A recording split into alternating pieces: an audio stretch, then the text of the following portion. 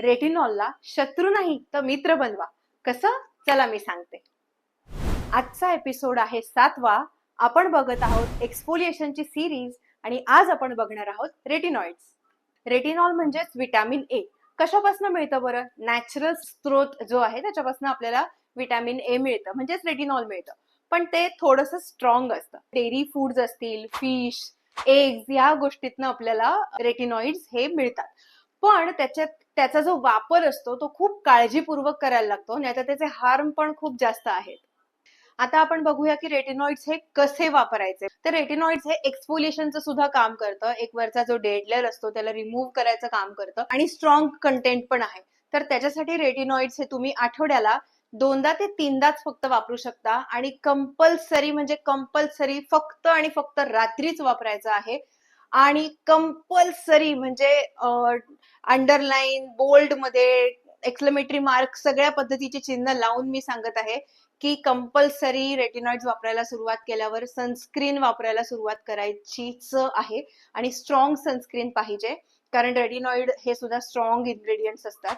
त्यामुळे तुम्हाला सनस्क्रीन सुद्धा स्ट्रॉंग पाहिजे. जेव्हा केव्हा मी आतापर्यंत सांगत आले पूर्ण एक्सफोलिएशनच्या सिरीज मध्ये कुठलेही ऍसिड्स असू दे किंवा स्ट्रॉंग कंटेंट्स असू दे, जेव्हा तुम्ही वापरायला सुरुवात करता स्किन ही हलकी ड्राय सुद्धा तुम्हाला फील होऊ शकते. सीझनल सुद्धा चेंज जाणवू शकतो.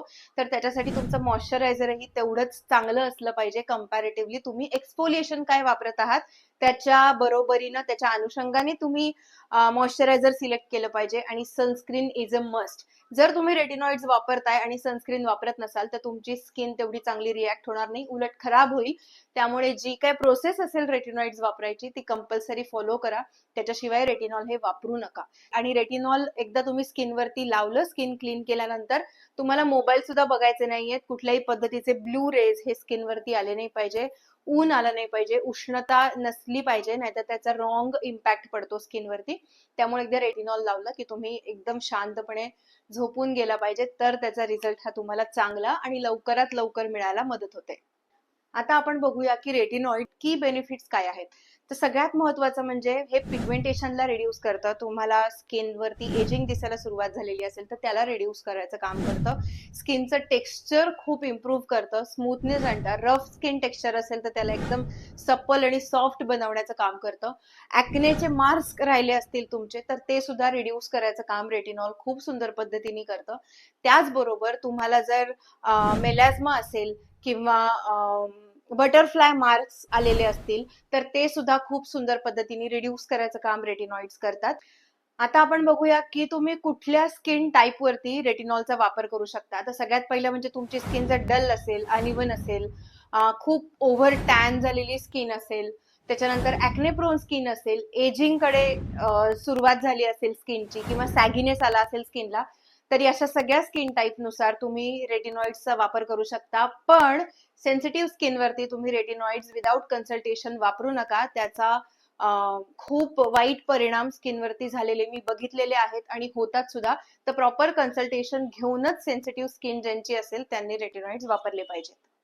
रेटिनॉइड्सचा वापर हा गरजेपेक्षा जास्त केल्याने काय होतं किंवा चुकीच्या पद्धतीने जर रेटिनॉइड्स किंवा रेटिनॉल तुम्ही वापरलं तर काय होऊ शकतं. तर सगळ्यात पहिलं स्किन खूप हायपर सेन्सिटिव्ह झोनकडे जाते. टच केला तरी रेड होऊ शकते, पातळ होऊ शकते स्किन तुमची, इरिटेशन होऊ शकतं स्किनला, विनाकारणच कधीतरी खाज येऊ शकते. तुम्ही उन्हात गेलात तरी तुमची स्किन टोमॅटो सारखी एकदम लाल होऊ शकते आणि खाज येऊ शकते तुमच्या स्किनला. ह्या लेवलला स्किन डॅमेज होऊ शकते.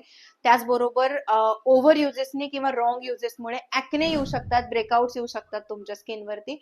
त्याच्यानंतर स्किन पील होण्याची शक्यता ही सगळ्यात जास्त असते. असा एक लेअर निघतो, हातानेच तुम्ही काढू शकता इतका, जर तुम्ही रेटिनॉइड्स चुकीच्या पद्धतीने वापरले तर.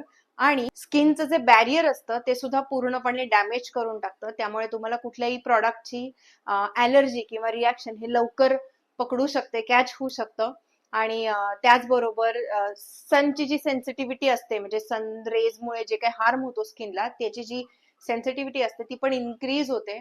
म्हणजे उन्हामुळे होण्याचे जे दुष्परिणाम आहेत ते तुमच्या स्किनवरती पटकन होऊ शकतात, लवकर कॅच करते स्किन.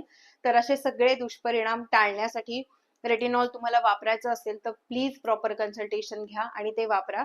आणि जर तुम्ही करेक्ट पद्धतीने रेटिनॉल वापरलं तर त्याच्या इतका उत्तम बेनिफिट तुमच्या स्किनला कुठलंच कंटेंट देणार नाहीये.